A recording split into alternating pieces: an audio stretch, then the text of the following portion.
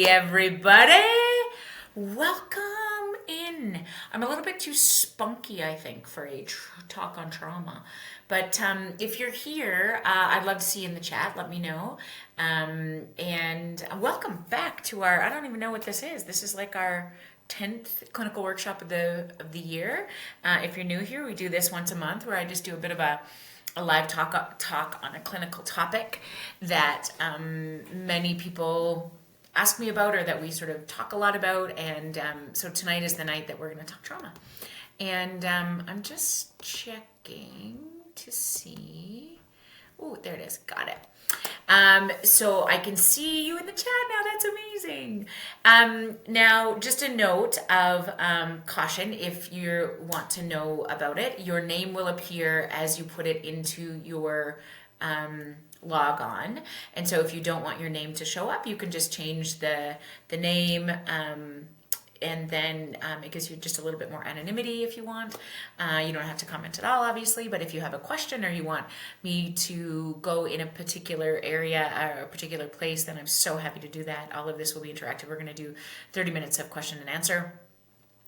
So we'll do that at the end. And so yeah, for the next 60 minutes, let's dive in. And we got, oh my gosh, everybody, Winnipeg and New Brunswick and the East Coast and Richmond, Quebec. Oh, I love that. BC, Ontario, the Yukon, Monica. The Yukon has my heart right now. Onaway, Alberta, Salmonar, BC. That's it. Saskatchewan's representing. Edmonton, I love it. Again, this feels like not Romper Room, but what is that place where they say hello? Maybe it's Romper Room. Anyway, okay. So we're going to talk a lot about trauma tonight. And oh, Amy's from South Dakota. I love seeing Amy. Here's the deal. As some of you know, when we do this every week, it's not, or every month, I'm sorry, this is intended to provide some therapeutic information, some clinical information. It is not therapy. And when I answer questions, I will do them as generically as I can because it's not specific to any situation, but I just want to give you that disclaimer.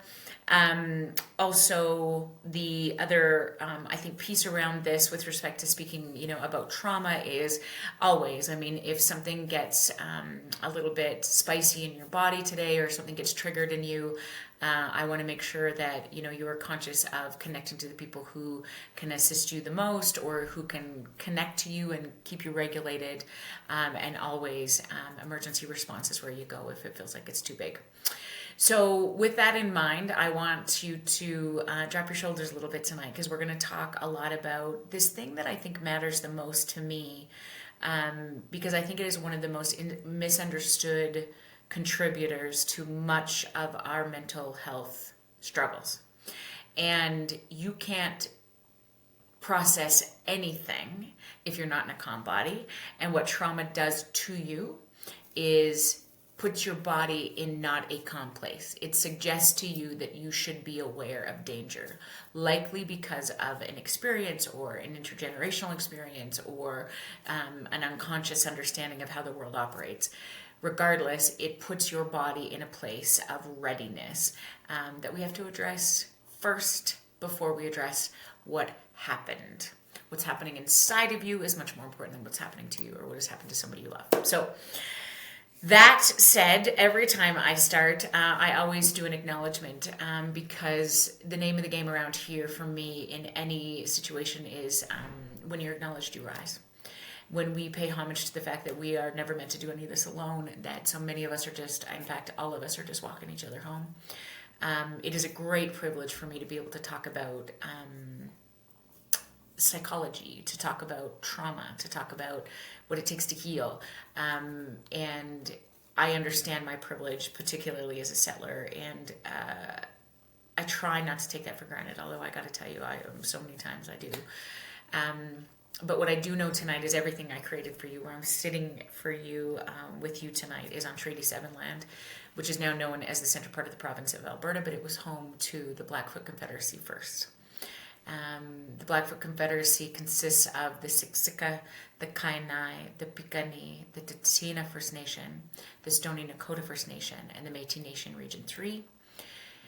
it is always such a privilege to live on these lands and to be asked to do work in a place where trauma is palpable in the multi-generations that are living in a heightened state of arousal for good reason.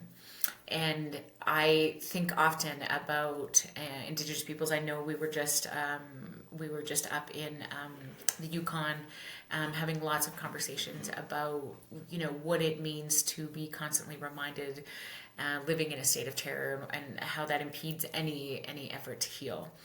And we're going to talk, I think, a lot about that tonight, because I think what becomes really critical in this place is that there's a lot of desire to fix it when people feel really unsafe in their bodies. And I get that, right? Like, let's try to get this fixed fast. But the truth of the matter is, for so much of any of us, trauma is a thing that is going to require some patience. And I want to start off with, I think, the biggest hope on the planet, which is, can you get your body back into a state of calm? Can you heal from things that you've encoded in terror? Yes. Unequivocally, yes. Yes, yes, yes. We're going to think about trauma tonight much more like a physical illness than we do a psychological injury, which is exactly what it is, because a physical illness and a psychological illness or injury is exactly the same. If you treat it earlier, if you experience it later, any of those kind of things. If you experience a physical injury as an infant, your risk of dying is exponentially greater, regardless of what the injury is to your body, mostly because you can't communicate it well, or your system is not prepared to handle all kinds of things that happens when you're older. The same thing happens with trauma. Typically, the more regulated and well you are in your body, the better able we are to handle some certain things. When there's been multiple injuries, whether that be physical or psychological injuries on top of each other that haven't received any attention, it complicates the process of trying to heal the body. Exactly the same. Physical, psychological, same, okay? So I think sometimes when we're talking about trauma, we get really scared in this mental health space of, I don't know how to do that. Like, what does that mean? Because it's not an entity that we can see.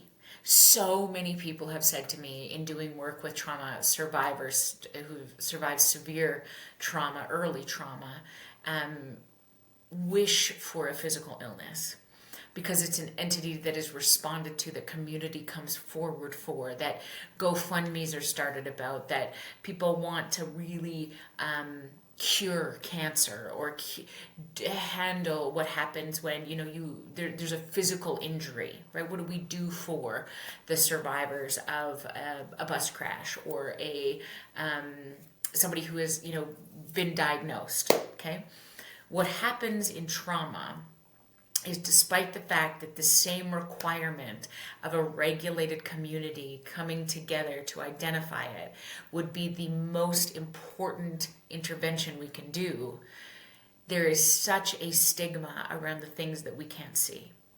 So many times I have people say to me, I just wish I had cancer, because then it's something that, and honestly, I can already hear the backlash of like, no, don't say that, but okay. So again, please understand the context in which I'm trying to say this, which is, it is such an invisible fight for so many people, because it's an entity you can't measure.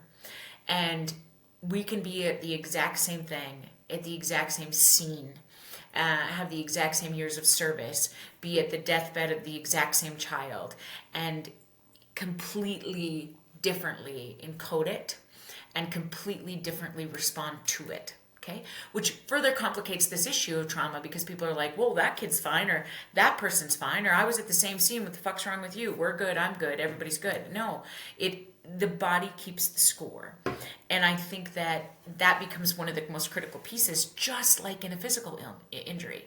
We can both have lung cancer, but how we respond to the treatment, how early we get the treatment, what our genetics are made up of, what our experiences have been, do we have other underlying conditions, all of those things will either exacerbate, complicate, support the treatment, the healing of that physical illness.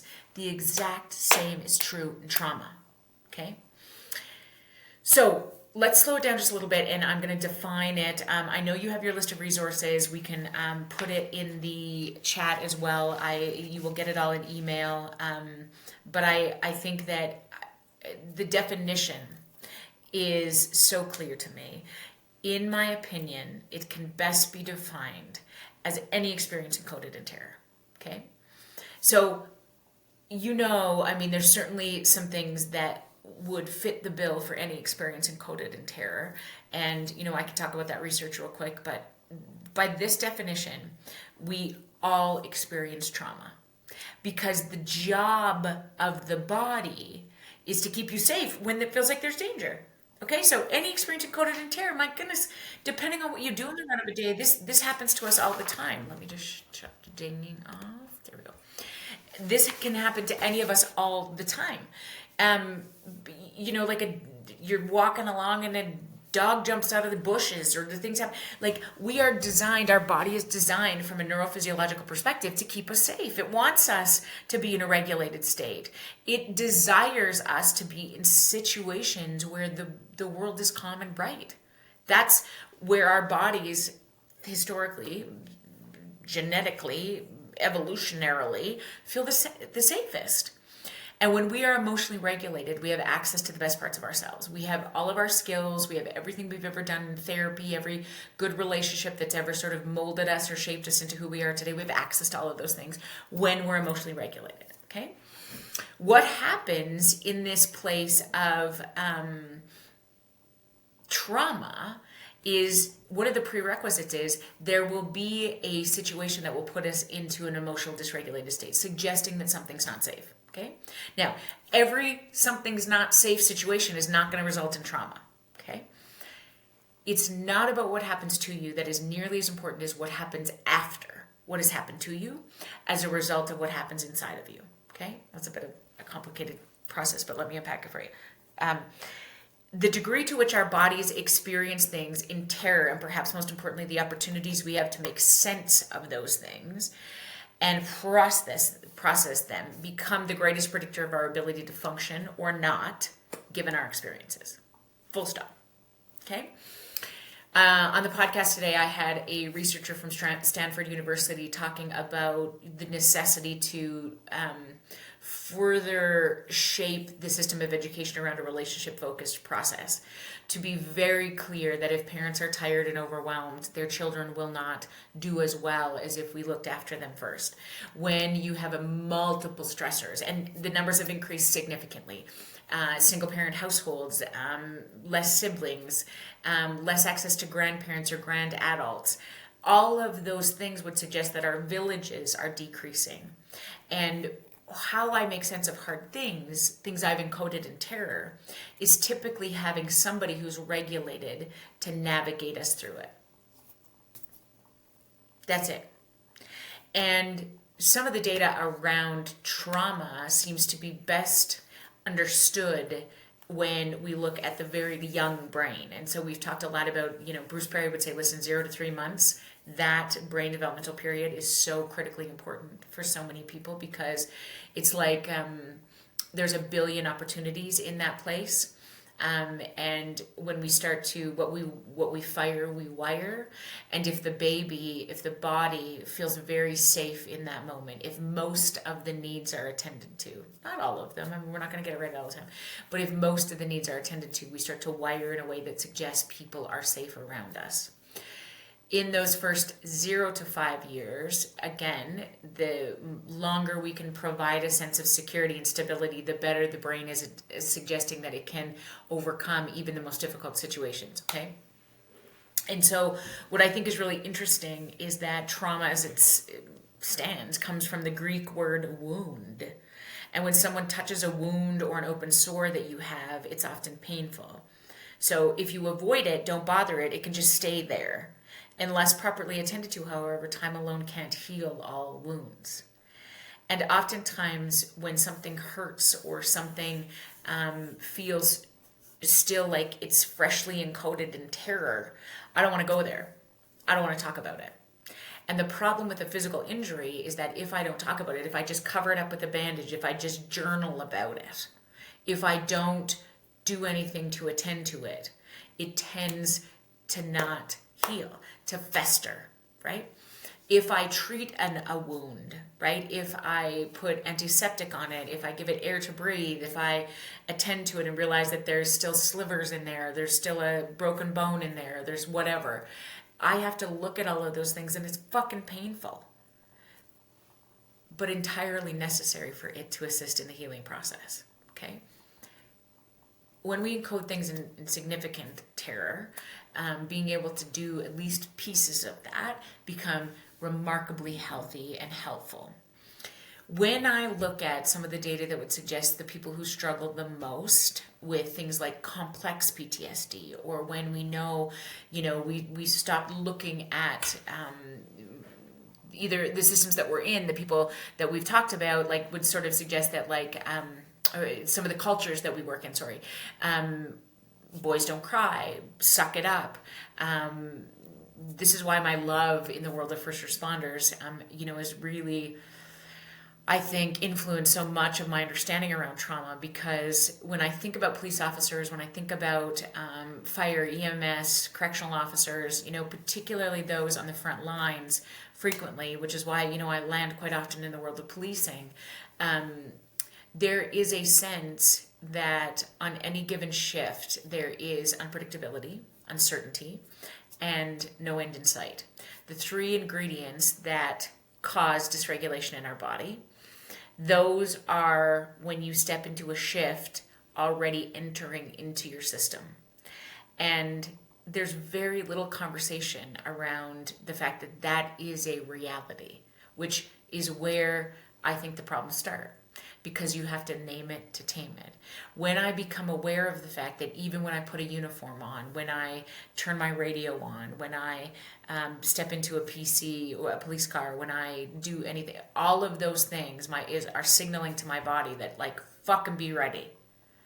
Despite the fact that it's the coolest day in the world and nothing's ever gonna happen. Like, your body keeps the score. Okay, so I think that what is so interesting to me too is that trauma happens to everyone, okay? And there's a bigger piece at play here that I think is so critical, because trauma can happen individually and collectively. And the first time, when I was sort of researching a little bit about this, it was like this is the first time that I really have thought about trauma as a collective experience, right? Because individually this happens quite often, but trauma bonding is also another thing that sort of gets a lot of people invested in this process, right? Where it's like, okay, we went through this together. We've both survived this incident, this accident. We've both have to serve people who are entirely dysregulated. Fuck them. No. Amy, don't worry. You can always go back. Okay, you'll get a recording. I'm just noticing you in the chat. Okay, you'll be okay. You didn't miss much. It's all good. So perhaps the best understanding of trauma for me is summed up by the foremost researcher and scholar in this space, Bessel van der Kolk. And so he has written a book, The Body Keeps the Score. And if you've ever heard me talk about trauma before, I always refer to this fellow, because I think that the way in which he's presented the understanding of trauma to the world, the way in which he has advocated for a complete reworking of the understanding in the DSM, which is the Diagnostic and Statistical Manual of Mental Disorders, he has advocated so strongly to be able to say, listen, we are really misrepresenting PTSD as a mental illness when we put it, in the DSM, the way that it is proposed, because so many people who get a diagnosis of PTSD, the understanding is that they have a mental illness. They don't. It's a psychological injury. Now, may there be mental illni, it's plural, just joking, not really. May there be multiple other mental health ramifications as a result of encoding something in terror? You can fucking well guess there would be. Huh? You're not sleeping. There's some anxiety that takes over. There's some depression because you feel like you can't get out of it. Sometimes we see some things like OCD start to develop, those things of trying to sort of control an external environment when your body feels so out of control. Personality disorders are a common, not a common, but certainly something that you would see as a result of sort of adjusting to the systems where you feel out of control in your own body. So I think there's so much to this that, parallels the idea of mental health issues. But just to be clear, encoding things in terror does not make you mentally ill. It certainly makes you feel unsafe in your body. And what I love the most about this, I'm going to read you this quote because I think it's in your handout, but I think this summarizes it the best for me, and I refer to these words all the time with Dr. van der Kolk's stuff. Traumatized people chronically feel unsafe inside their bodies. The past is alive in the form of a gnawing interior discomfort. Something is fucking wrong.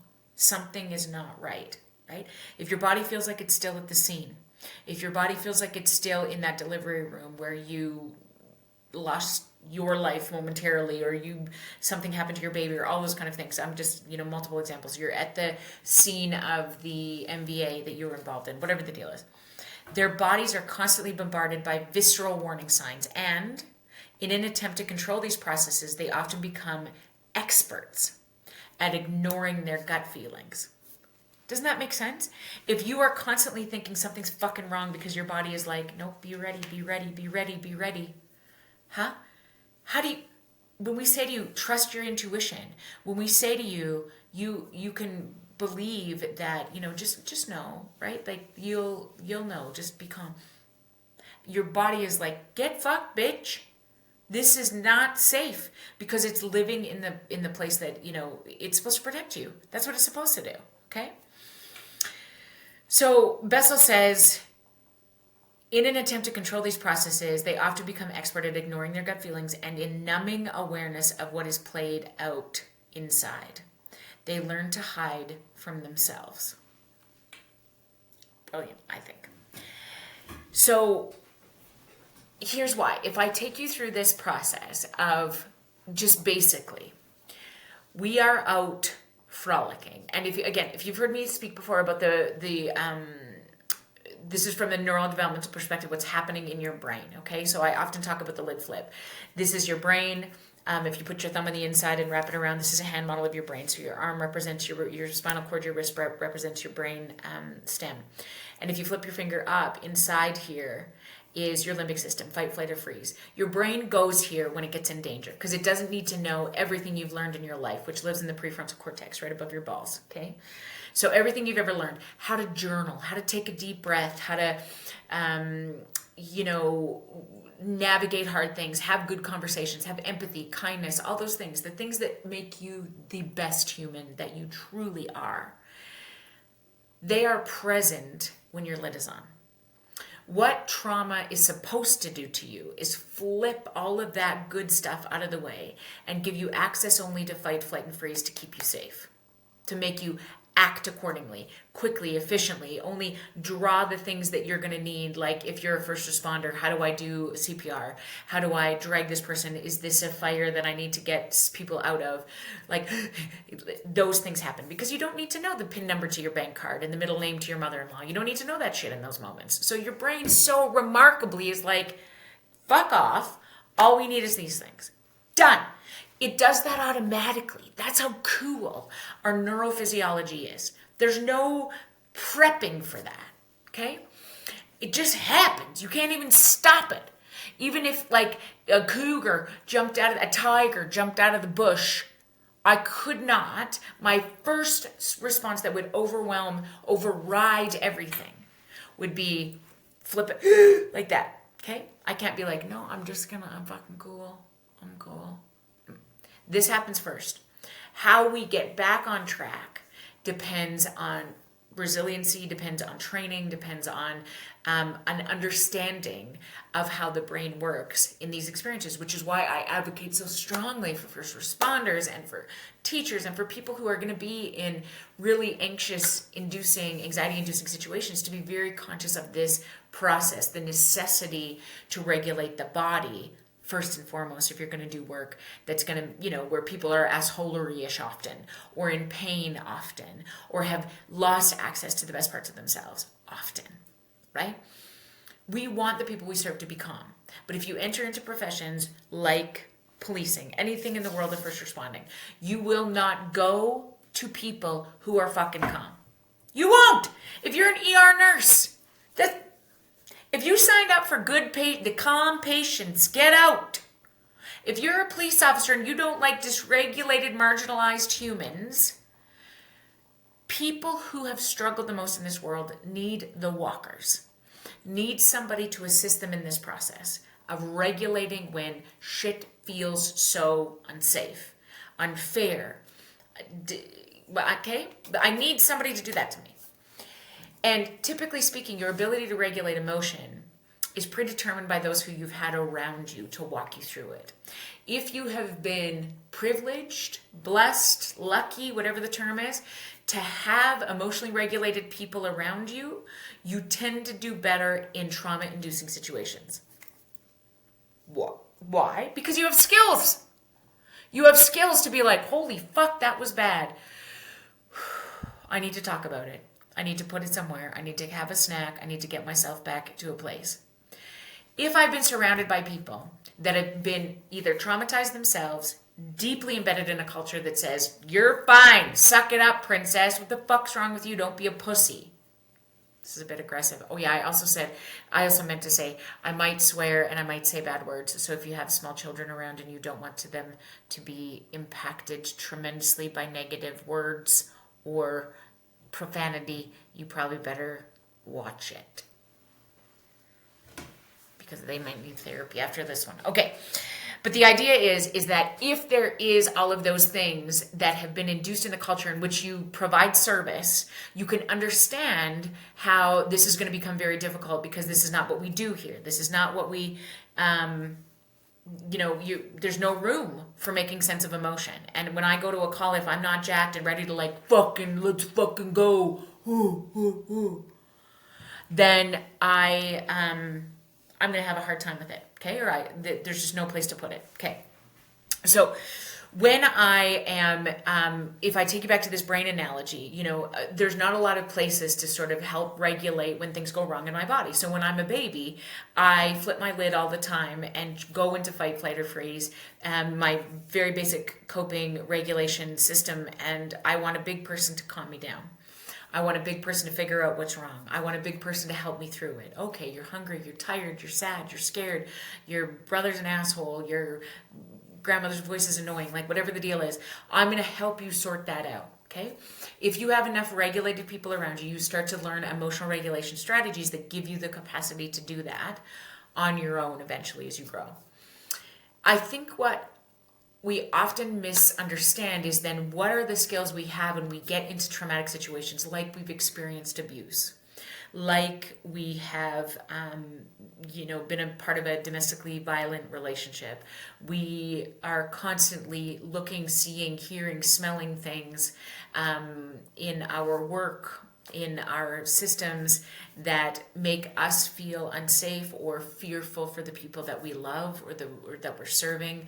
I often think about, medically compromised babies where their parents are often in life-threatening situations or watching their baby go through life-threatening situations. I think about, so many examples of when there is so many less opportunities to sort of do, to put it, because to have anywhere to put it because you're worried about your child, or you're worried about the patient you're serving, or you're worried about the other people. What often I find so fascinating is that it's in the quiet moments that it gets real, that it gets hard to deal with. When the chaos has calmed, when the scene is over and you're home by yourself and there's stillness. there's this conversation I was just reading about the other day about like, so, when you're sleeping with your sound machine on and your CPAP machine on and you can't fall asleep without the TV going, what is that a sign of? Many things. Maybe you like your show and you need to breathe because you got a CPAP machine. But I think there's also some evidence to suggest that when we struggle to be silent in our body because we don't know how, it is in those moments where all of the feelings come rushing back. We will avoid that fucking thing at any cost. Okay?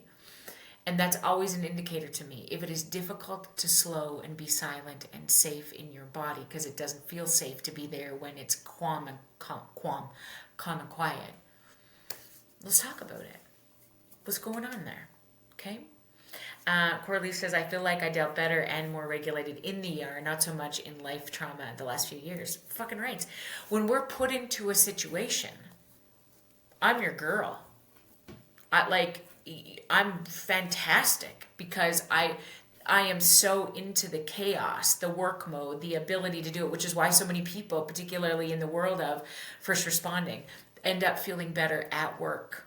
Because it's where I function the best. I'm on. Let's fucking go.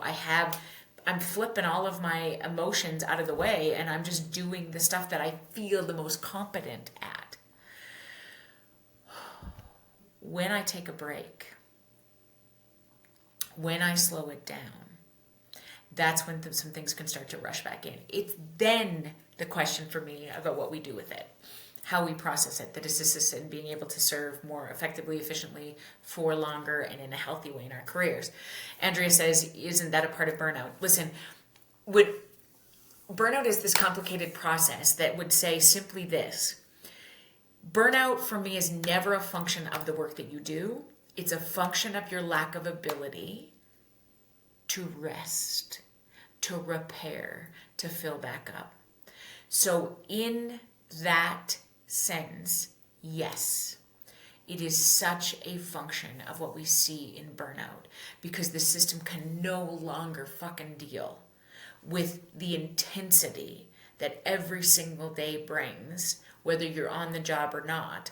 Because if you're on the job, you at least focus on something. When you're off the job, your body's like, be fucking ready because you never know. Something's going to come, watch it. What is that sound? What is that smell? What is that sight? And so it becomes very, very difficult. Yes. Elisa says, is that why teachers get sick right at the end of the school year? So common. Why? Because for the first time, you're letting your guard down. Why do so many people get sick on vacations? Same process. Is that we do not build in enough regulation, places to put it, daily practices that allow us to stay calm. We don't take time for lunch. We don't take time to fuel our bodies effectively. We don't take more hustle. And particularly in the last decade, okay? This is the bad news. We're particularly fucked because there's so much noise. If after a call, if after a difficult shift, I just want you to drive home in silence, just feel your body, get it reminded it is safe, that you have done everything you could at that scene, that you remember the color of the jammies, you remember the smell of the gasoline, you remember all of those things, and you were able to process it. We have less and less options to just be still and silent. Because on the way home, even on the way back from a call, if everybody's in a fire truck, they got their phones out. Some people may be talking and processing, but other people are jumping right on TikTok, right? We get back to the hall or back to the detachment or back to the, the nurse's station, whatever the deal is. We're numbing, escaping, avoiding as quickly as we can, right? And the process of that becomes so difficult because there is less and less opportunities to regulate emotion, okay? Less and less opportunities, okay? And doesn't that just make so much fucking sense? Because what I really love about this is why are we seeing an increase in anxiety and depression? Why are we seeing an increase in suicidal behavior? Why are we seeing all those things when we've never been this resourced? Because It is, mental health is such a function of what you do with what's happening inside of you, not what has happened to you. And if I have less and less opportunities to actually look into that process, right, it's gonna fuck you up. It's not, there's nothing wrong with you. We are living in a world that is developing beyond human scale. How can we AI the shit out of this and make this faster and quicker? And how do I know who's not going to deal? I will tell you, organizations that start to understand the importance of giving their people time to regulate, to slow down, to encouraging long lunches that aren't work focused, to really shift a culture away from not working harder at work, but being able to understand that resting, regulating will give you access to the best parts of people. If I can start to induce that in nurses training, in police officer training, like there's so many points of intervention. If I can start to say to teachers, the only point of education moving forward, given the places that we are living in this world right now, is to build relationships with kids, full stop, full stop, full stop, full stop, full stop, you will create the best learners on the planet. I can't do it any other way. I cannot teach you literacy and numeracy if you're not regulated. Cannot. And we've been trained to do it that way because we came from a very different generation in just 15 years ago. So many people who've had a career in education trained for one set of kids. Now there's a set of kids that aren't prepared to learn because they're living in two-parent households or multiple parent households, less siblings, less access to grandparents, less access to play, to engaging in relationship and connection that allows this to sort of regulate the system, okay? And you're supposed to be ready to teach them the literacy and numeracy. They are not prepared to step into that. Do they have the capacity? Yes! But how we get back there is the issue, okay? So when I look at some data around it, so 70% of people globally will experience a potential traumatic event during their lifetime, but only a minority, 5.6%, will go on to develop PTSD. So here's what you need to know, is that actually getting stuck in there to the point that it completely fucks up your ability to function is a hard place to get to, okay? So many of us live in this space where we can still function.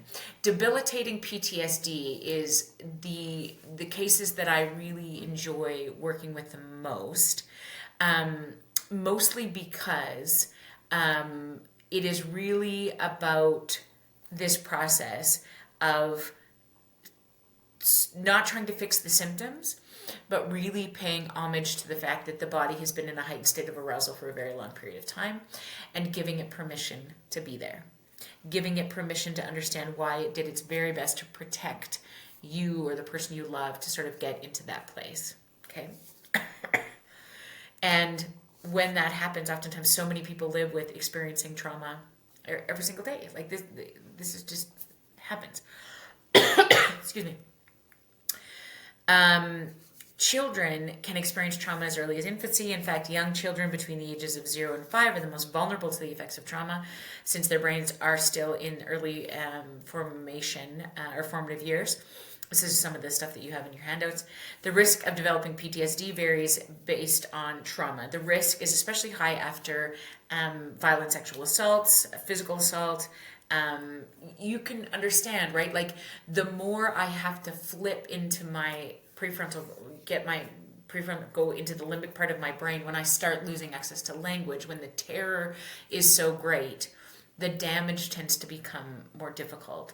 The capacity to get you back and regulated. If I think about, working early in my career, I was a victim services advocate. I was a civilian member of the RCMP after that, and going to death notifications and next of kin notifications, being at the scene of an ambulance. When I, in an ambulance, I got to do a year of riding in the back of a bus, an ambulance, and watching what happens in the systems as people are treating, life or death situations.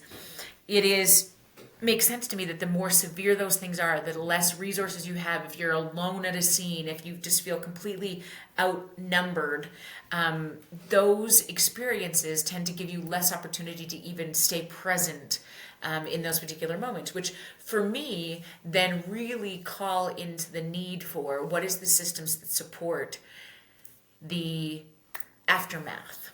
What are the systems that help in the integration of that? And it often has, much to do with the people involved in that particular call, that particular scene, that particular experience.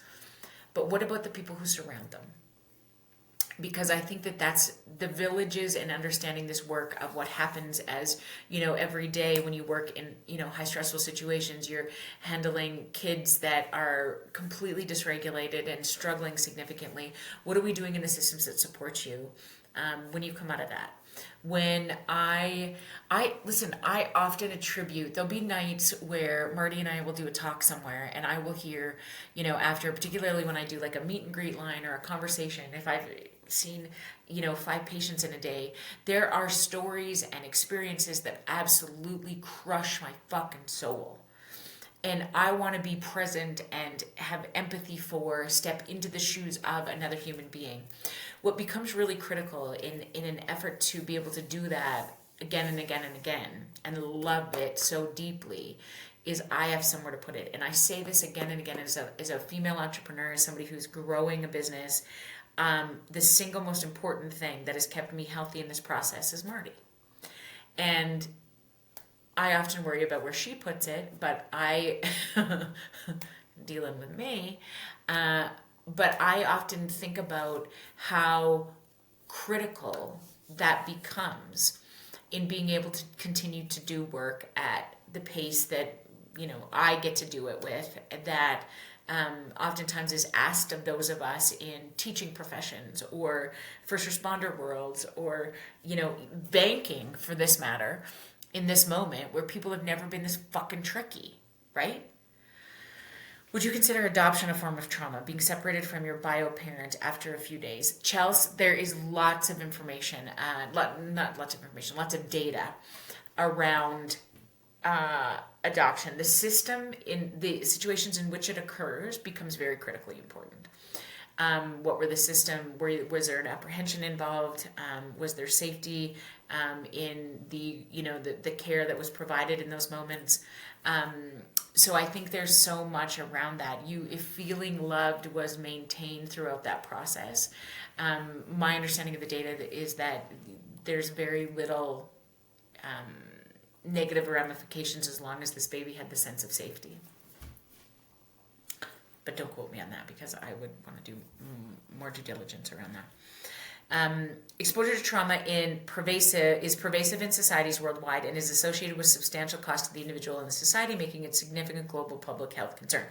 Which again, for me becomes, I think, one of the things that I love so much about this work is because I think really providing an understanding of what it means to experience things in a calm body, what it means to have situations or components involved in leadership experiences, places where we look after the people that we serve or work alongside, we can regulate systems.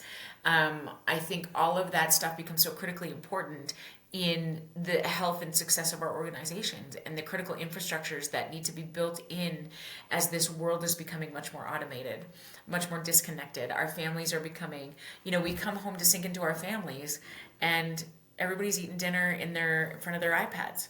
So there is none of that regeneration process that happens even when we are supposed to go home to the sanctity of our homes because everybody's so disconnected. And so when I come back into work the next day, despite the fact that I got to go home to my children, I just had only energy to look at Netflix all night, and I felt like a piece of shit because I didn't make a craft with my kid, or I sent him to practice, and I was like, you just go, I'll pick you up after. I should have been there to watch him, and all of these things that is like navigated into the guilt, the shame, the remorse, the stuff that is like up like this, and then our ability to not even look at each other, to process some of that, further becomes an exacerbation of the problem. Okay, so The most important influence on the biological development of the human brain is the quality of adult-child relationships, particularly in the early childhood years. And I would argue in our workplace settings, in our education systems, the quality of the relationships that you have will significantly determine your ability to navigate experiences that you will inevitably encode in terror. Or even just sort of the minor ones that become, difficult to engage in your body system, in your system. So Van der Kolk talks about the urgent work of the brain after a traumatic event is to suppress it through forgetting or self-blame to avoid being ostracized, but the body does not forget. Physiological changes result, a recalibration of the brain's alarm system, an increase in stress hormones, an alteration in the system that filters relevant information from irrelevant information is present. This happened, okay? So in an effort to protect us, we're like, it's good, we're fine. It's like that question, like as if anybody ever says to you, how are you? And you're like, you're good, I'm good, you're good, how are you? You're good, yeah, you're good. When they slow down long enough and look at you and say, but how are you really? And we do that so rarely. But if you are asked that question in a safe place by a person who there is some sense of trust that they're not going to write you up or they're not seeking information to later stab you in the back, but they genuinely really want to know how you are, it's disarming. It is. I've seen people reduced to tears in seconds when there is that sense of providing a signal to the brain that it doesn't have to suppress it.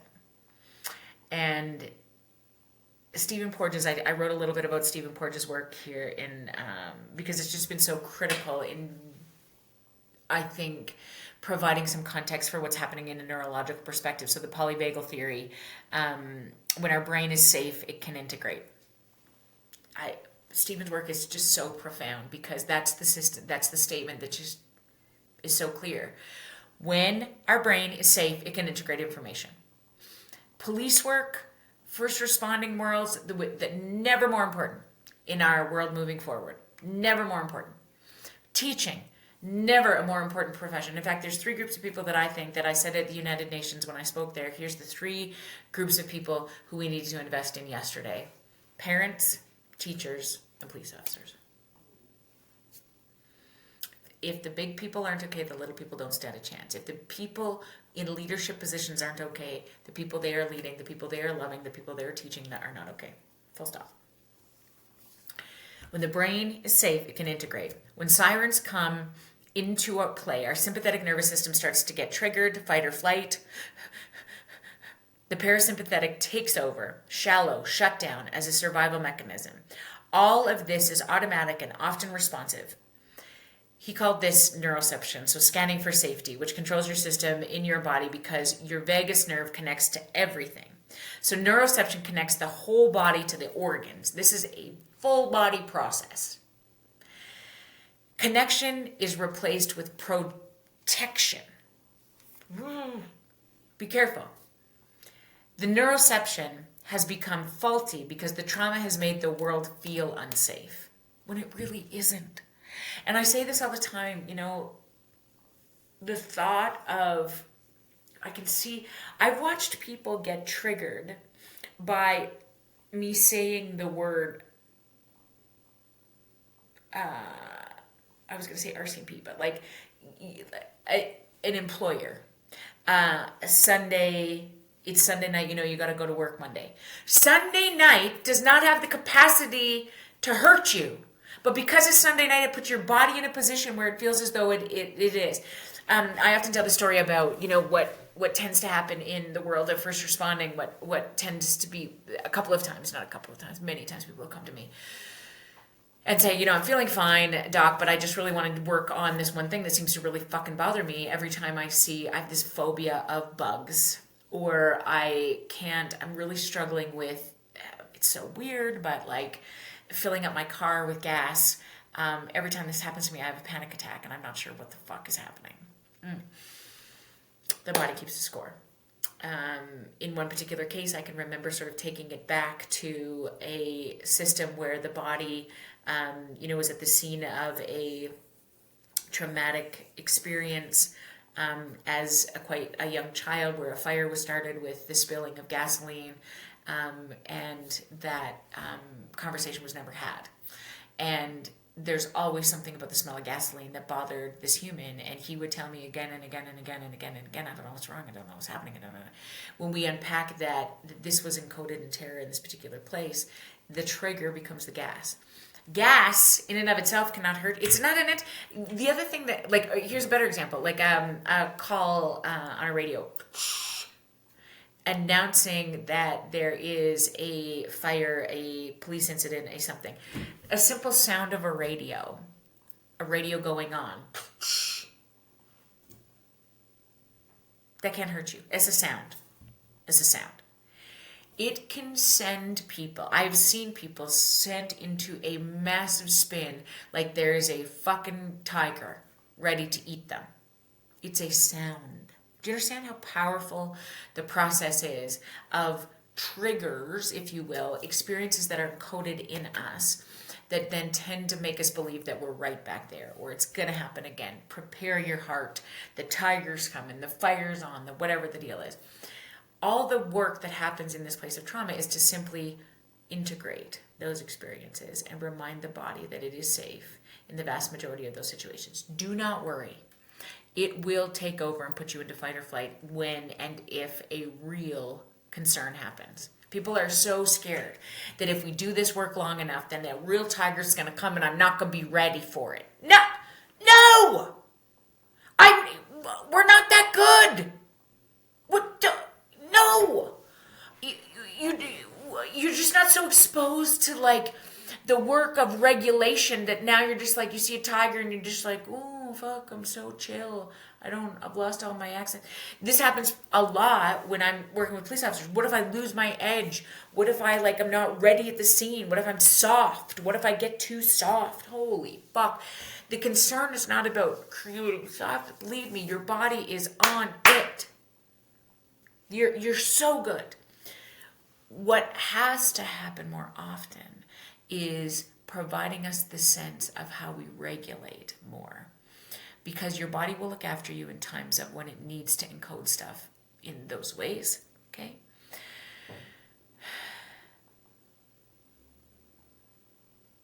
But the capacity to regulate the system becomes even more important. Okay, oh my gosh, 52 minutes. Stop talking.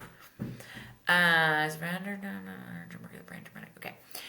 Now, again, when we talk about getting back into the state of regulation, doing some of that work in a calm body, so much of this happens, and I put a note in here about, notable impacts of trauma. So there's a necessary separation of the self. Okay, so if we want to take it back to this sort of like deep psychological understanding of trauma, there's a necessary separation from the self. Fucking right. If you're gonna get trauma stuff is happening to you where there's a tiger, or you're at the scene of a fire, or you're in a domestic violent situation, you got to separate from yourself in that moment, because I don't need access to all of the things that's happening, this beautiful human that I am. I am needing to hone in. Everything goes dark. I get tunnel vision. The blood rushes to the interior parts of my body, which is why, when you have a panic attack and there's really no trauma that's happening, you're like, what the fuck, I'm having pins and needles, my hands are going numb, all those things. You wouldn't really notice that at the scene, because your body is like, you're going to have to run, you're going to have to lift something heavy, we're going to have to do something right now. So it's doing all of those things. And so that's happening in a body, like on a Sunday night when you're just thinking about tomorrow's school and you're like, what the fuck is going on here? My hands are numb. Am I having a heart attack? Am I doing... And you're in a tailspin, as Lisa says. Do you see? So this is so there is the necessary separation from the self if there's a real trauma. Thank you very much, body. Very, very helpful for you to do that for me. Number 2, there's also a disconnection from other people. You don't trust other people, making most things feeling isolated and alone. For sure. I need to just, if there's a real trauma, I know that I need to look after me first. We get into this place. What complicates it in the healing process then is that I start to not trust other people when I'm in that space, when I'm in that heightened arousal. Okay? Makes sense. 3, your view of the world starts to shift. It's now dangerous and scary place to be based on what people in your world have taught you to be true or that your body has tried to tell you is true now. Okay? It's a wound. And with all wounds, there is pain. We don't like pain, so we tend to want to escape from pain when we haven't addressed it. Complicates the fuck out of trauma treatment. It affects brain development. Most notably, if some of the greatest impacts happen in childhood, but also if adults are unable to regulate their children's brain, it can be easily, multi-generational. But also we've seen when we stay in heightened states of arousal, the absolute changes that happen from a neurological perspective on MRIs, on CT scans, because the brain is fighting so hard to suppress those things. And you can imagine that it just complicates, it increases things like we see in the symptom presentation: irritability, memory loss, difficulty sleeping, the flashbacks start to happen, the interference with daily functioning. Yeah, because the body keeps the score. But listen to me, it's a psychological injury. It's not a mental illness. We just got to remind the body, this is so much, I'm making this so much more simple than I know it is for people who struggle. But I need to get the body knowing again that it is safe, that we are having some misalignment in the alarm systems. That's it.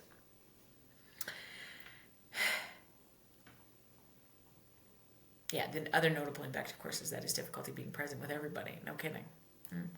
All right, so I wrote a little bit about PTSD in here, which, here nor there. You can read about it if you want. Trauma cannot always be conquered, fixed, or resolved, but it can be heard, held, and loved. That's the good news. I cannot erase an experience from you. I don't want to do that. This is why we tried to do lobotomies back in the day. This is where we're like, oh, we would just wish we couldn't remember that. Your story is beautiful and rich and complex and painful and heartbreaking and sad and all those things. The greatest healing happens when we integrate those experiences and allow them to live in our systems as memories, not as lived experiences. Okay?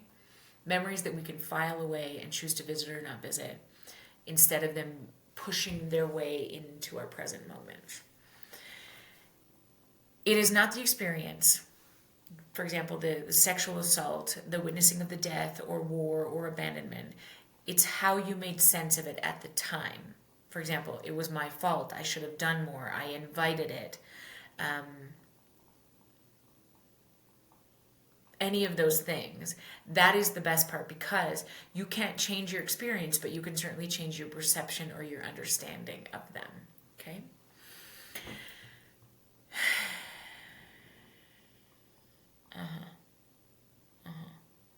Yeah, I got you. I'm watching the chat here just briefly, but yes, the wildfire trauma is so pertinent right now. And not talking a lot about that. Okay, so navigating trauma. I just want to watch my time here. I've got 2 minutes left in this process before we jump into some questions. I also noted Judith Herman's work. I think I've talked about her quite often, but I noted in the resources one of her books, talking about trauma recovery, safety and stabilization, remembrance and mourning, and reconnection and integration. She talks about what are the 3 ways that we're going to bring you back home through that process. And, I loved her take on it because it just becomes really simple. Although as complex as it becomes, I love the simplistic understanding of it. There's these 4 steps that I often think about when I'm doing work with trauma survivors or people who have experienced feeling unsafe in their own body. Creating a sense of safety in the body, slowing it down is number 1. Before I even want to know what has happened specifically, it's much more important to me that if we're going to do this work, how do we remind us that we are not back at the scene? That the smell of smoke does not mean that we are under a wildfire that's going to engulf us in this moment, etc. The creation of a safe nervous system is perhaps the most critical element across all trauma experts. This is what they agree to be true. The rest of the steps don't matter if the work is done in an unsafe body. 2, so many of the best work around trauma integration would say that notice the sensations in the body and befriend them, ground in them. And I love to do this work so much because it's like, tell me where you feel it is a question I often ask of trauma survivors, and everybody, it takes them a while to get there. Some people are like, right here, right here, right here, in my head, whatever. Other times we have to get more specific around, so like, does it take a shape? Is there a color? Is there a smell? Is there something that sort of like is the piece that's sort of holding you? And usually, we can get there, and the idea is, okay, just notice it. Tell it, talk to it. It's okay to be there. And sometimes that's met with resistance, which I really enjoy, when people are like, no, fuck that, I'm not doing that. Kathy, EMDR is the only thing that can teens do it when their nervous system isn't regulated, etc. Yeah. So part of the process in EMDR, eye movement desensitization. That's not it. Eye movement. Just wait. I'll talk about it in a second. Okay. But EMDR, if done correctly, always involves a regulation of the nervous system to the best of the ability before we dive in. Okay.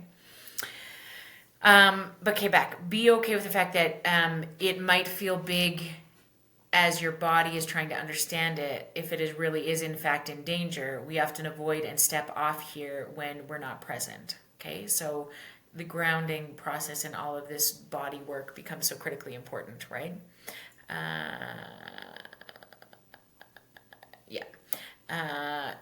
A few things that help in the grounding include things like physically moving your body, taking a drink, eating something, all these kind of things become so critically important in navigating it, okay? I also made a note in here about therapeutic approaches when seeking a therapist. I'm a huge fan of engaging with therapists who have expertise in emotion-focused approaches to therapy. One of my favorites would be to consider someone trained in eye movement, desensitization, and reprocessing, EMDR. There's many, not many, but I should say that there's lots of people that are really focused on that somatic body work that I really enjoy the ACT stuff. Originally developed, so EMDR really came from Francis Shapiro in 1987. And I put a little bit of notes in there around, there's been so much research on EMDR lately. At the beginning of my career, it was so new. It was like, let's be careful. This is voodoo magic. Let's not talk about it. And now it's just so profoundly supported. It's now recognized as an effective form of treatment for trauma and other disturbing experiences by organizations such as the American Psychiatric Association, the World Health Organization, and the Department of Defense. So we're very clear that, this sort of interaction in the body would be assisting in that process. We put the handouts in, you'll get it in an email, but I think Marty also put a link in the chat. So if you just scroll back up, you'll see it up there. All right. So for the sake of time, my friends, The Body Keeps the Score. I put some books in there that I really love. Bruce Perry's, What Happened to You? Anything Bruce Perry is so good, particularly around the world of kids and trauma. Judith Herman's recent book, 2023, on Truth and Repair. Waking the Tiger, that's Peter Levine's work. It's a bit older now, but fucking good. And then I just put a few quotes in there because I haven't talked a lot about Gabor, who is, of course, one of my number one heroes in this space. But trauma is not what happens to you. This is my favorite quote in the world of trauma. Trauma is not what happens to you. It's what happens inside you as a result of what happens to you. Anything by Gabor is really great. If you want to, Google some of his stuff, I think just profound. He's had such a profound influence in the psychiatric understanding of trauma.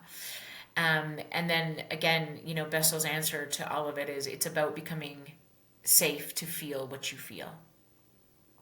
It's about becoming safe to feel what you feel. Let me say it again, Taryn. It's about becoming safe to feel what you feel. When you're traumatized, you're afraid of what you're feeling because your feeling is always terror or fear or helplessness. I think, this is Bessel saying this, I think these body based techniques help you to feel what's happening in your body and to breathe into it and not run away from it. So you learn to befriend your experience. I feel like a light just came on. Oh, did it just become brighter? Is that me? Anyway, it's Jesus probably pointing us in the right direction. And again, Peter Levine is the last quote I leave you with. Trauma is not what happens to us, but what we hold inside in the absence of an empathic or an empathetic witness. When it's acknowledged, you rise. Full stop. Okay, so those kind of things are in there. Those resources are all yours to take, to share, to give away, to do whatever you want with them. I'm so happy for you to use them in any way that can be helpful. Marty just put the link to the resources again in the chat, and or maybe Des did. But I just want to tell you, I really enjoy this. Now, what is so critically important to me before I jump into some questions is we have talked a lot about this. For those of you sort of experiencing some things that I've seen in the chat, you're like, what about this? What about if you've lost pregnancies? What if you have buried a child? What if you are a first responder? What if you love a first responder? All those kind of things. You'll have been in your head a little bit around this stuff. So I'm going to do this right now with you. And I have this beautiful human who I know I had on the podcast, Ryan Haddon, who I hope maybe will do a little bit of a guest spot with me in the grief when we're going to do a talk on grief. Grief is an asshole. That's our next clinical workshop in December. But what is so critically important is in this body place. And so what I want you to do right now, wherever you're sitting, is just drop your shoulders, really be present in your body in this moment, and take a deep breath for me. Okay? And I think really as a mom, as a dad, as a spouse, as a first responder, as somebody who loves your children who are struggling, if you've buried babies, if you've done any of those kind of things in this moment, right? Just set it down as much as you can. Just be still in the moment. Drop your shoulders, drop your tongue from the roof of your mouth. So critical. So many patients I have. And I know I'm getting somewhere because I do this. I see this. And I'm like, look at me. Drop, wiggle your toes. Try to fill your lungs with a little bit of air. Let your gut out. And really consciously think about where your shoulders are in this moment, okay? I want you to remind yourself, if this is true, you are safe in this moment. You are here with me. We are having this conversation about what happens inside of you. And letting your body know in this moment, if that is in fact true, that it is safe, is a mantra that starts to create an understanding and an awareness within your body that there will be certain moments in the day that it is safe to feel safe. So with that in mind, thank you so much for being here, because I know how vulnerable it is sometimes to show up at a talk like this, and I'm just so grateful for the opportunity to do this with you tonight. So I wonder about questions. I can go back through. Mara, I'm gonna just see if you are you there, Margaret? God, it's me, Mark. Yeah. How about, do you want to turn on your camera? For the people, Marty, for the people. All right, what's the question? Oh, good job, kid.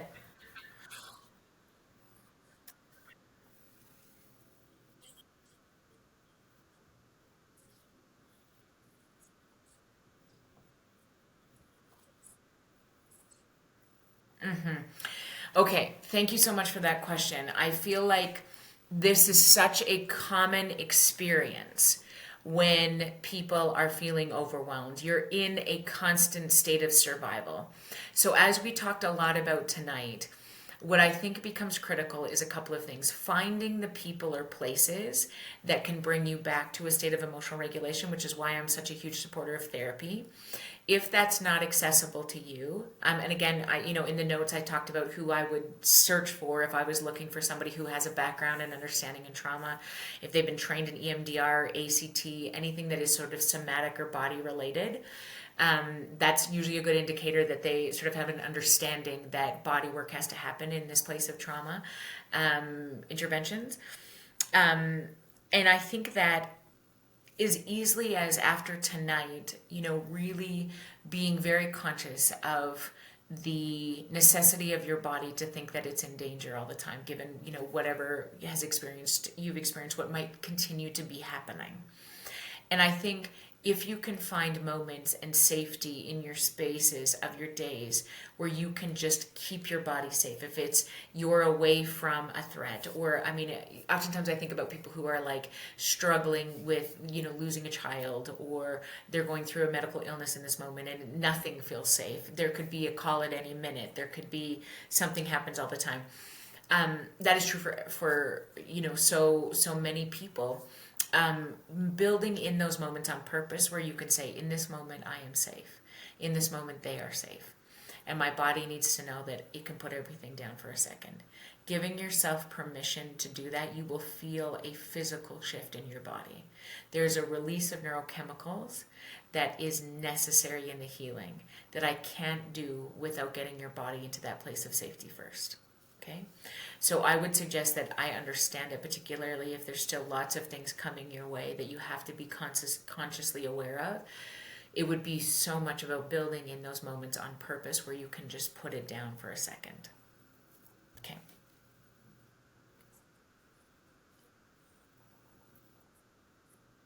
Okay, so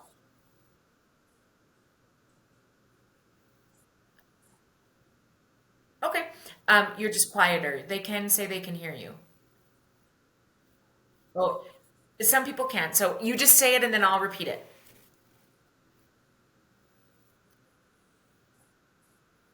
Oh, good. Good job.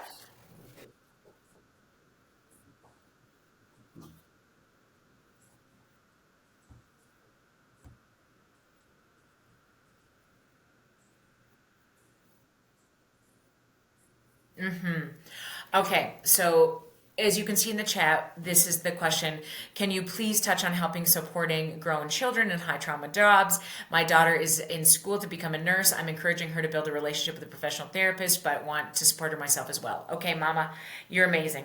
And the fact that you would be aware of this for your child, I think is just speaks volumes to why she's going to be such a great caregiver for people in this world.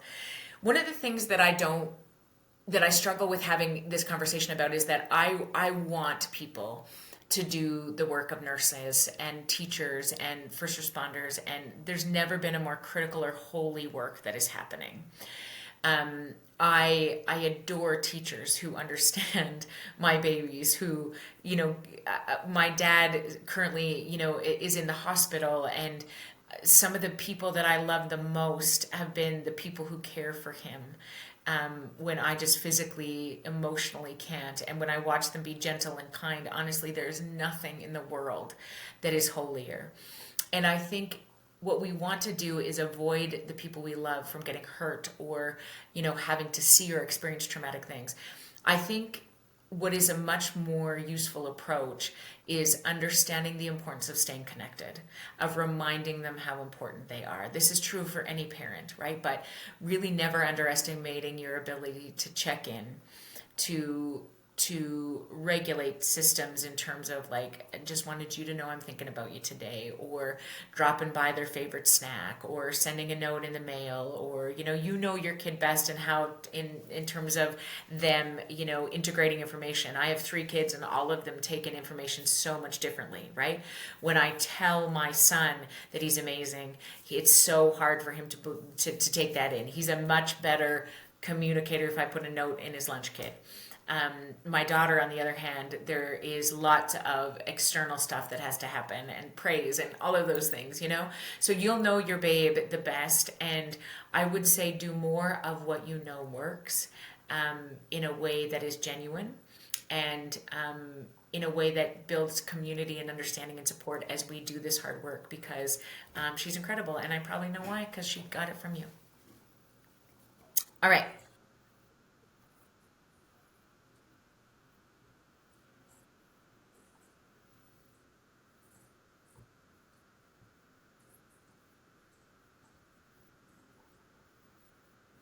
Yeah, great question. Okay, so again, hypothetically speaking, because I don't know the case specifically, but here's what I would say more than anything is that I would get a sense about, how the big people are doing, and how they provide opportunities to then give this little human opportunities to express themselves. Now, what's interesting, as little as 6, and when kids experience trauma at earlier ages, they feel it more than they can put words to it. So oftentimes, if you engage in therapy, if you can seek somebody who sort of understands this process, it's not about talking it out, because I often say this, you have to name it to tame it. But if there is no words for that experience, if there is even some missed memories of that experience, play therapy, puppet work, drawing, all of those things become really helpful in helping kids integrate those experiences, right? So, drawing out what that looks like. Oftentimes I've seen such beautiful play work done, sand tray work. There's so much in that place of doing that integrating process with kids that can be so helpful. So, I would, if therapy is an option, I would seek out people who understand trauma in kids, and help them walk you through that together as a system. And if that's not available, I would say opportunities to talk about things, to check in, to draw me a picture about your feelings and where would you put them. And sometimes when you think about scary things, where does it happen? And remember that day that these kind of things happened with dad, or whatever that might be. But having somebody assist you in that process is probably the best, because oftentimes when we're involved in that situation, we saw it differently. And no doubt, because there was lots of stuff going on that day. I would also build into the system, I think, some things with making teachers aware, childcare providers aware, so that sometimes kids are also not. They don't want to burden their moms, their dads, the people who might have been involved in the situation with what happened. And so they're like, I'm good, I'm fine, everything's good. And they may very well be, but it giving an opportunity to sort of involve a best friend, or a aunt, or a grandmother, or a somebody, that can kind of also do some of the check-ins is usually really worth it. Yeah.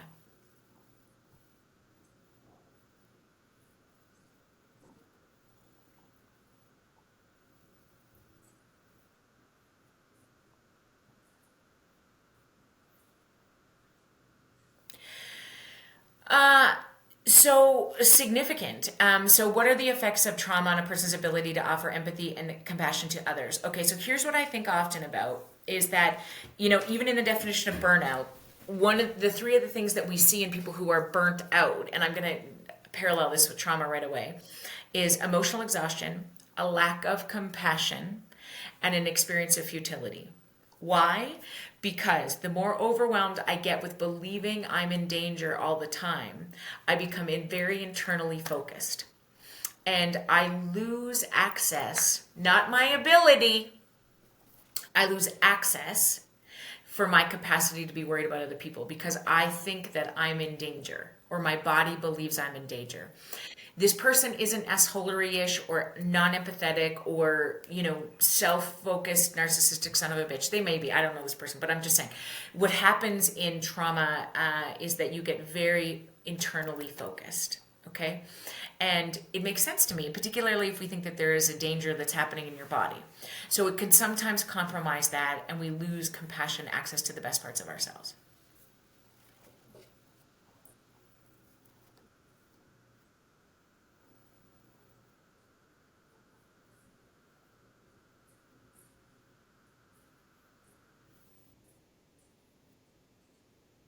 I see that question. Okay. Yeah, resurfacing this. I love this because this person put it in earlier. This is great. What do you recommend for two people who have trauma, pregnancy loss at 24 weeks, but are experiencing it and trying to deal with it differently? I would say here's the thing that we often, 24 weeks is so fascinating to me. If you, in Kids These Days, I write about one of my very good friends lost her baby at 42 weeks, and we born sleeping, as they say. And I often think about, we miscarried a baby at 11 weeks, and so many people, the farther you get along in your pregnancy, there's lots of questions about, is it a miscarriage? Is there a burial that happens? There's so many fucked up situations around grief and pregnancy loss that I think people prefer not to talk about it. And it always amazes me when we get into this place of grief and loss, particularly around pregnancy loss, that it is such a world that is largely untapped. And did you see the light change? See? Jesus. I know. I don't know what the hell. So funny. Okay. Um, Shooting out the lights, Marty. Yes. But I would argue that, so much of this is so critically important to address and to hold space for and to grieve and to mourn. And when there's two people that have experienced the exact same loss, you will feel very differently about it, and that's okay. And I think that getting back in your body, really hanging on to those things, knowing that any child any pregnancy that comes after this, any other experience, being very conscious about separating those two experiences. It's almost impossible, as you may know, that, your body will be shifting and changing in some of the same ways. And so, this experience of, can we just get past 24 weeks, and what if it happens again, and all those kind of things will be happening. I think the acknowledging it becomes so critical. Just feeling it, knowing it, give it permission to be there, knowing that you are safe. This next baby is as safe as it possibly can be in this moment, that you know now more than you did ever before. All of those messages become really critical in getting your body back into a place of believing that it will navigate as it needs to.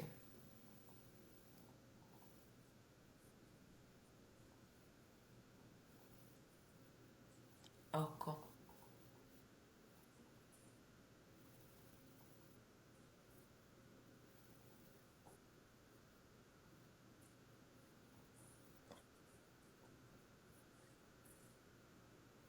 Yeah, very critical. Yeah, and I think what's so interesting about that question is, the data around adoption is so beautiful in so many ways, because the intention then is to be able to put a child in a situation where they are loved and cared for. There is some data. Bruce Perry would talk a lot about the importance of, the smells, the neurophysiology that happens in the body that birthed the baby.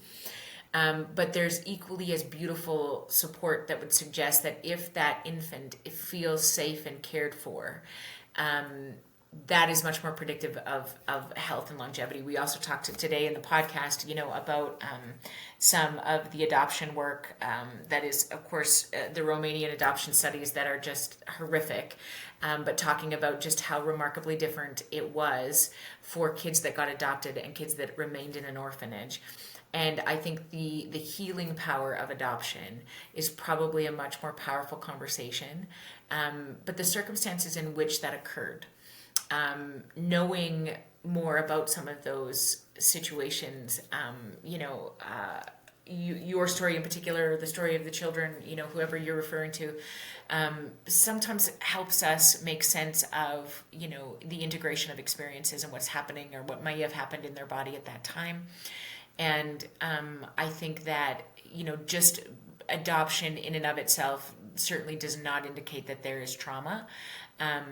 Because if that baby was safe and cared for and loved, by nursing staff, by social workers, by, people, in the interim before they were sort of adopted into the next family, what that adoption looked like, all of those kind of things become really predictive of the integration. Yeah.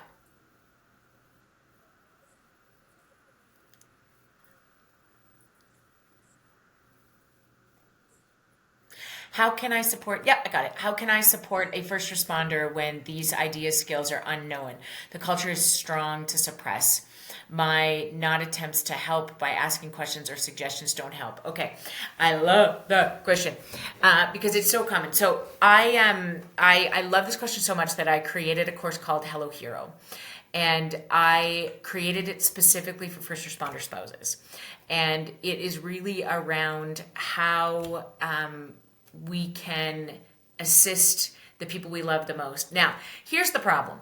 When you are a spouse of, a parent of, a sibling of a first responder, you are the least powerful in that world because they don't want to. It's like me telling my husband, I mean, I can't wait to tell you guys the story about Aaron and I fighting at the airport the other day, but it's the idea of the ones we love the most are the hardest to give it to.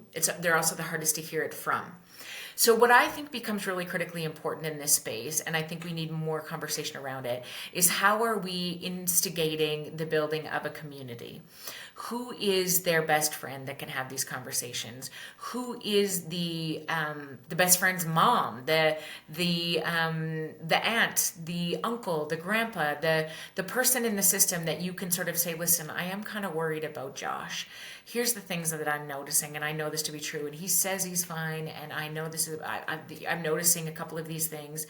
You know, would you check in with him? And he's going to deny it. He's going to do it, but I think a little bit more of this, taking him for coffee, wondering about these things, is starting the giving spaces of permission of where we open up to it. It's we feel, I think, so obligated as spouses to fix it. We often notice it first. And sometimes giving that feedback in a regulated state is what's really helpful. Here's what I'm seeing, honey. Right? There's been a bit of a shift. And I just want to know, are we missing anything? Is there anything, I can do to help? And here's what's so critical. And I say this all the time in this world of Hello Hero. I mean, they were your hero first. And you're so desperate to want to fix it or want them to be okay, and they're so desperate to protect you and not experiencing the things that they get to or have seen on the job, becomes really critical. So I think it's an understandable response. I think Hello Hero, we can put the link in the show notes. I didn't put it in the resources. I should have, but we can link it here. You're on mute, yeah.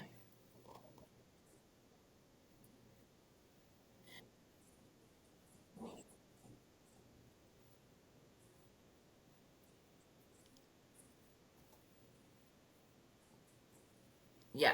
Okay. Yeah, yeah, I'll just reiterate. So, how do you suggest introducing the concept to someone who is struggling with their past but not wanting to reach out for support and self medicating and creating more distance from safe people? Yes. So, again, this is about building community. If you are attempting to get them to hear it from you and they're not, who may they hear it from? And doing just a little bit of a sort of taking stock on that, how when timing is important. We often tend to have those situations when people are, using too much, or they're late for something, or they've fucked up some, and you're like, what the fuck, you keep. And so timing becomes important in this process. Can I do it in a time where there's regulation for both of us? Do I need somebody else to be having that conversation? Who can I sort of build in the process around it? Those are just some of the quick things that I would say might be helpful. Yeah.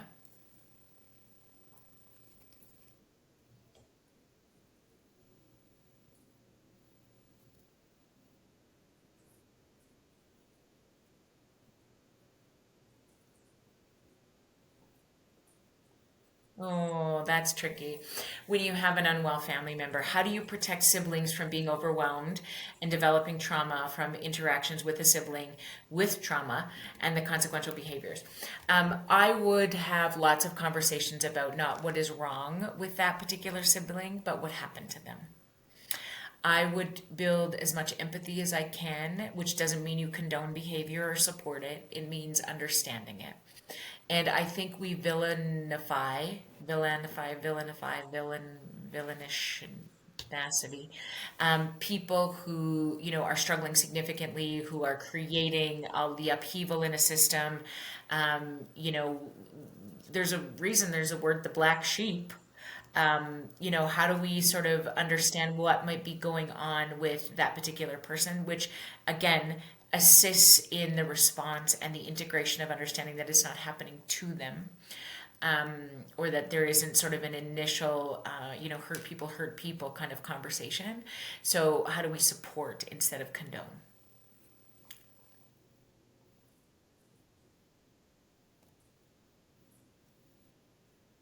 Okay, is it in there? Oh yeah, got it. Okay. Um, Manitoba is going to have an anonymous place to file complaints against teachers. This is terrifying. I'm not worried about anything I've done. I'm worried that someone like a former employee, or current, or someone who wants my job will do this. How do I deal with this potentially happening at any time? At least with a college, any complainant must submit their name. This means anyone who wants to hurt me can do with no recourse. I'm concerned because I've had bad experiences with former and current colleagues and even parents. Oh, that is so stressful. I hear this, like when we serve other humans, the biggest concern for me always, and my personal experience has been, the questioning of character.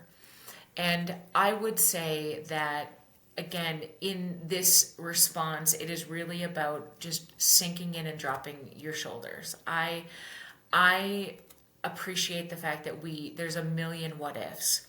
And what might happen in this space is the million what ifs will take you away from doing the good work that you're doing, the good things that you are doing. And there's no predicating of that process.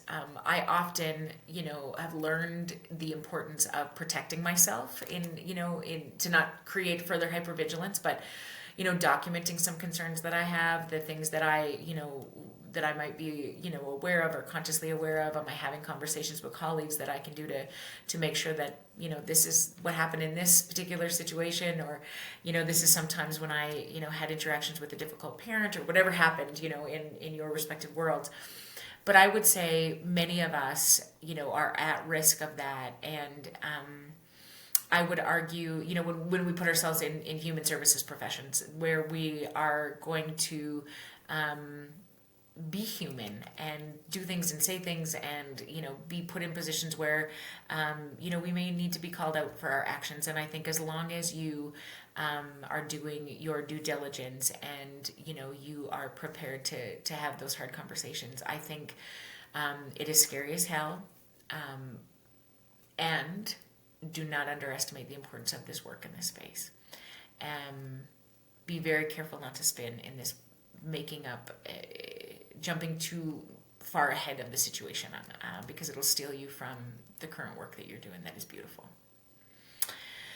Okay, so I know our time is up today. In an attempt to, I'm just noticing one last question, in an attempt to navigate my trauma, but also be there for my mom, my niece. I'm the caregiver, the spokesperson for the family. How do I know when I and others are ready for counseling? That's such a great question, Karen. Oftentimes when there's a significant trauma right away, we're like, let's get you into therapy. There's also a grief process that is natural and understandable. And in the first few days, weeks, even months after, it's about just creating community and connection.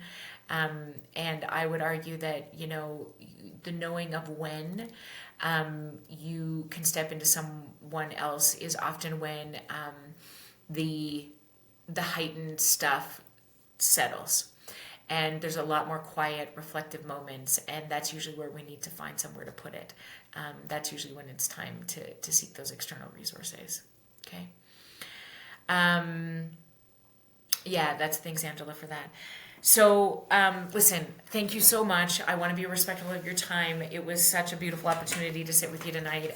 Always just such an honor to have you join me in talking about, of course, my own perspective, my own opinion, my own experiences, offering those to you for what they may be worth in that resources section. Of course, always, always, always seek support.